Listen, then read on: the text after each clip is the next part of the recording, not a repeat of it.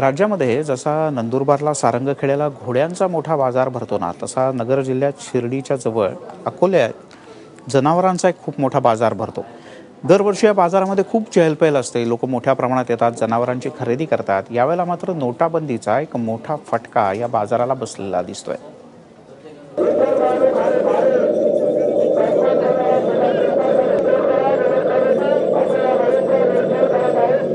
अहमदनगरच्या अकोले तालुक्यातल्या राजूरमध्ये भरलेला हा जनावरांचा बाजार म्हणजे समृद्धीचं प्रतीकच।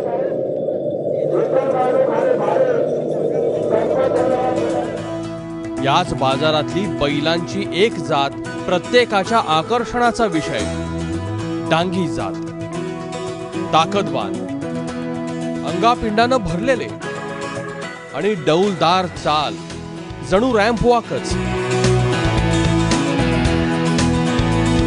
अतिवृष्टीमध्ये काम करणारी प्रामुख्याने ही जात म्हणून संबोधली जाते। तिची त्वचा जी आहे ही त्वचा तेलकट असल्यामुळे पडणारा जो पाऊस आहे हा पाऊस तेलकट त्वचेमुळे पाणी अंगावर राहत नाही। चिखलामध्ये देखील अतिशय कष्ट चांगल्या प्रकारे करण्याची क्षमता असलेली एक जनावरांची जात म्हणून डांगी जनावरांकडे नेहमीच पाहिलं जातं। 3 दिवस इथं उलाढाल होते, 4 ते 5 कोटींचे व्यवहार होतात, पण या बाजारालाही आता नोटाबंदीचं ग्रहण लागलं। मागच्या वर्षी एकंदरीत दुष्काळ जरी असला, परंतु दुष्काळाच्या निमित्ताने करोडो रुपयाची उलाढाल या ठिकाणी होत असते।